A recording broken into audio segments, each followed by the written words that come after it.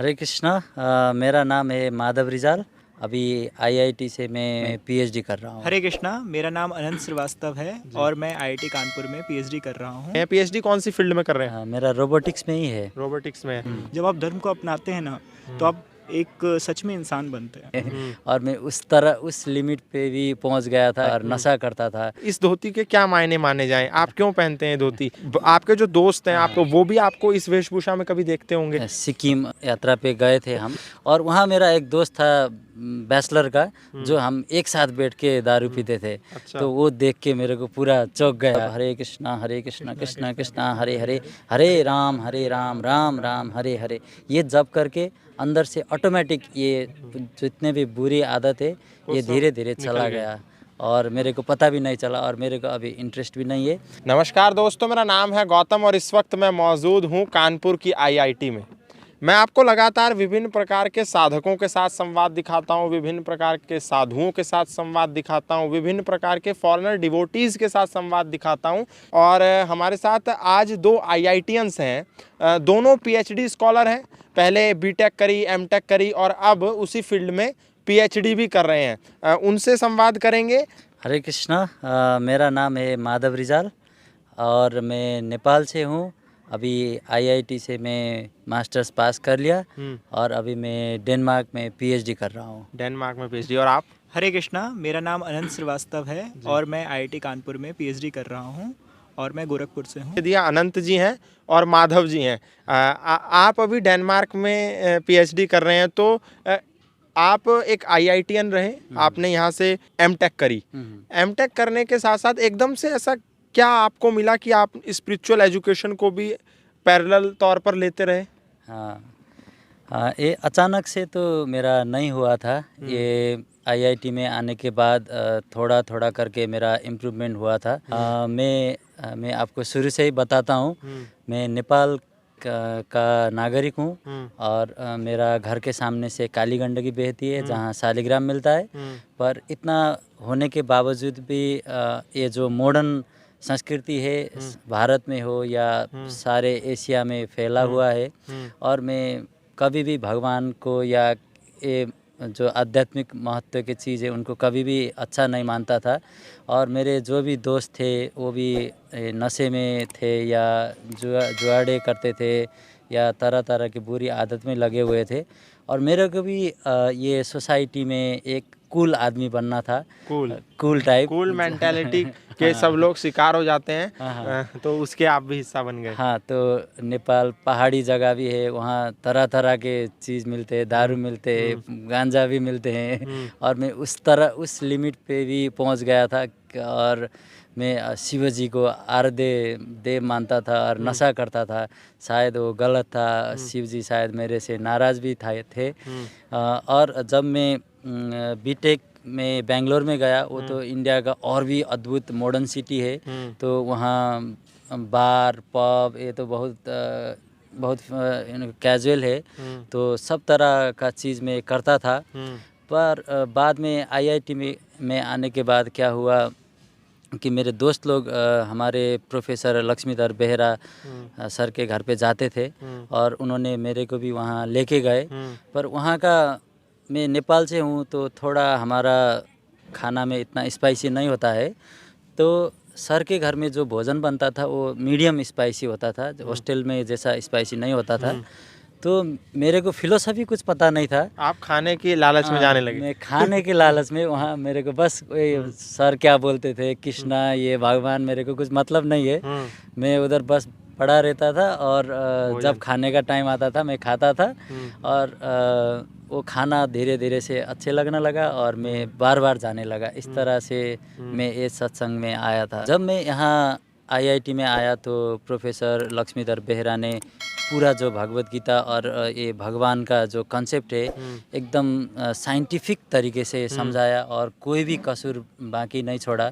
और जब मैं Bhagavad Gita as it is पढ़ने लगा तो श्रील प्रभुपाद ने भी वहाँ अपने परपट में सब कुछ जैसे एक लेमैन है जो नॉर्मल आदमी है, सामान्य व्यक्ति के लिए सब कुछ लिखा है। तो पूरा ये क्रिस्टल क्लियर हो गया मेरे को क्यों। अच्छा, आईआईटी का एक विद्यार्थी जो यहाँ से एमटेक करके गया, जो अब डेनमार्क जैसे देश में पीएचडी कर रहा है, जब ये धोती पहनता है तो लोग इस धोती के क्या मायने माने जाएं? आप क्यों पहनते हैं धोती? आप तो पैंट शर्ट और कोट ब्लेजर भी डाल सकते थे। हाँ, पैंट शर्ट और कोट हमें लगा कि बाहर से तो अच्छे दिखते होंगे, पर अंदर से जो अपनापन होता है वो मेरे को नहीं आता है। जैसे जो पिज़्ज़ा खा के फ़ोटो डालने में अच्छा तो लगता होगा, पर घर के माँ की रोटी खाने में जो मज़ा है, ये हमारा अपनापन है। तो इसमें मेरे को अंदर से जो तृप्ति है बढ़िया लगता है। ये बाहर का चीज़ नहीं, अंदर की बात है। हाँ। तो आपके जो दोस्त हैं, आपने बोला कि नशा भी और पब में बार बार इन सब चीज़ों में जाना, तो जो अभी भी जो जाते होंगे तो वो भी आपको इस वेशभूषा में कभी देखते होंगे। हाँ, एक बार क्या हुआ था, सिक्किम यात्रा पे गए थे हम। असल में हम वहाँ सिलगुड़ी गए थे और सिक्किम सामने था, तो वहाँ गए थे। और वहाँ मेरा एक दोस्त था बैचलर का, जो हम एक साथ बैठ के दारू पीते थे। अच्छा। तो वो देख के मेरे को पूरा चौंक गया। हाँ। और वो बोला मेरे को कि तू यहाँ घूमने के लिए इन्होंने तेरे को ले आया है, इसलिए ऐसा धारण किया है। चल मेरे रूम में चल, मैं तेरे को पिलाऊंगा, मस्ती कराऊंगा, ऐसा बोल के बहुत शौक हो गया था। हाँ, फिर आपने हाँ, पर मैंने उसको समझाया, मैं पूरी तरह बदल गया हूँ, मेरे अंदर से नहीं आता है। क्योंकि मेरे को किसी ने भी फोर्स नहीं किया था ये छोड़ने के लिए। सर के घर में आके महामंत्र जप करके अंदर से ऑटोमेटिक ये जितने भी बुरी आदत है ये धीरे धीरे चला गया। अच्छा, जब आपने एमटेक पास करी होगी आईआईटी कानपुर से, कौन से सन में पास करी? रिसेंटली 2021 में ही किया है, और अभी एक सेमेस्टर हुआ मेरा पीएचडी ज्वाइन। तो शादी वगैरह करेंगे कि नहीं? शादी वगैरह तो करूँगा मैं। अपने अपने आश्रम में ऐसा कोई भी रूल नहीं है कि तुम शादी नहीं करो, अपने इच्छा के हिसाब से होता है। तो मेरा तो मैं गृह आश्रम में रह के ही एग्जाम्पल सेट करना चाहता हूँ। तो मैं शादी तो करूँगा मैं, और घर का एल्डेस्ट सन भी हूँ, जिम्मेदारी भी है। तो जिम्मेदारी से भागना नहीं है, जिम्मेदारी का भी निर्वहन करेंगे। सब कुछ करके कृष्णा को ऐड करना है, ऐसा नहीं है कि सब कुछ त्यागना है, बस कृष्णा को ऐड करना है। हमारे साथ अनंत श्रीवास्तव भी हैं, जो आईआईटी कानपुर से पीएचडी कर रहे हैं। उनसे भी बात करेंगे। अनंत जी, कैसा लग रहा है, मतलब एक आईआईटी का पीएचडी स्कॉलर गीता को पढ़ रहा है, आप गीता को पढ़ते हैं, धर्म की पुस्तकें पढ़ते हैं, आध्यात्मिक, आप कैसे इस फील्ड में जुड़े? हरे कृष्णा प्रभु जी।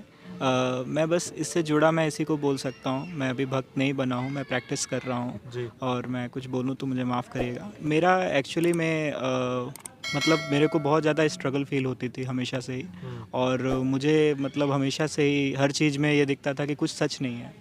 मतलब कोई भी रिलेशन होता था तो जो एक सच होता है ना हर रिलेशन में, तो वो मुझे नहीं दिखता था। और मैं बहुत स्ट्रगल करता था, लाइक मटेरियल लाइफ में भी, दोस्तों के साथ भी। लाइक मेरे पास बहुत सारे दोस्त थे बीटेक में भी, द वे ही सेड कि उनके पास बहुत सारे पब में जाते थे। तो I have also done in my BTech, and I come from very lower middle class family, so I have always desire to get one job.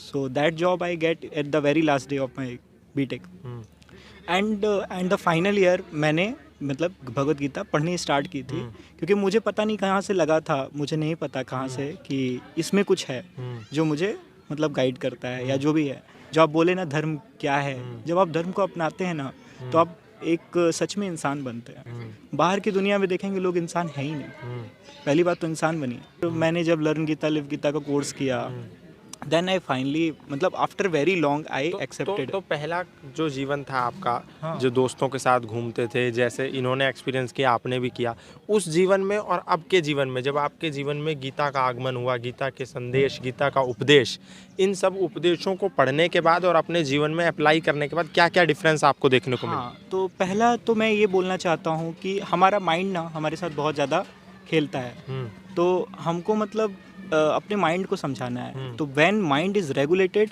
It is the best friend. When mind is irregulated, it is your best enemy. So it is not a problem कि आप दूसरे दोस्तों में कमी देखते हैं या उनमें देखते हैं, ये प्रॉब्लम उनमें नहीं है, आप में है। इस बात को समझा मैंने किस भगवत गीता से। आपको मैं सब में वो नहीं देखता हूँ अच्छा वो ये नहीं कर रहा है, मैं बहुत ही लिबरल अपने आप को देख पाता हूँ। जो लोग लिबरल बोलते हैं, सुडो लिबरल, फेमिनिस्ट, उसकी में जो सच होता है ना, सेक्युलर बोलते हैं, उस टर्म का जो सच मीनिंग है वो भगवत गीता में है। मतलब आप अगर नशा नहीं कर रहे हैं तो अच्छी बात है, लेकिन अगर दूसरा कर रहा है तो आप उसको हीन भावना से नहीं नहीं देखेंगे। देखना है, कभी एक वैष्णव नहीं देखता है। बहुत से ऐसे दुनिया में संप्रदाय हैं जो तलवार की धार पर धर्म परिवर्तन, तथा कथित धर्म परिवर्तन कराते हैं कि तलवार दिखा करके कि आपको इसको फॉलो करना ही है। तो अभी आपका कौन सा ईयर है पीएचडी में? प्रभु मेरा 3.5 ईयर कंप्लीट हो चुका है अभी। It will take another 2 years। दो साल अभी और लगेंगे। 2 साल में और आप भगवत गीता को पढ़ें और जानें और समझें और अपने जीवन को श्रेष्ठ, हर चीज़ नया मिलेगा। ये अपने आप में बड़ी बात है। अंत में कोई श्लोक भगवत गीता का कह करके नौजवान जो अभी आने वाली जो पीढ़ी उनको कुछ मैसेज देना चाहेंगे? हाँ, वैसे तो गीता में बहुत सारे श्लोक है और सब अपने अपने इम्पोर्टेंट है, पर जो गीता का कंक्लूजन है, श्री कृष्ण बताते हैं सर्वधर्मान परित्यज्य मामेकम शरणं व्रज अहम त्वां सर्व पापेभ्यो मोक्षयिष्यामि मा शुचः। तो हमें इस जीवन में आप जितना भी कोशिश करिए, जितना भी आप सांसारिक सुख लाभ कीजिए, पर आप कभी भी सेटिस्फाइड नहीं होंगे। तो आपको अल्टीमेट सेटिस्फेक्शन मिलना है तो वो कृष्ण के शरण में जाके मिलेगा।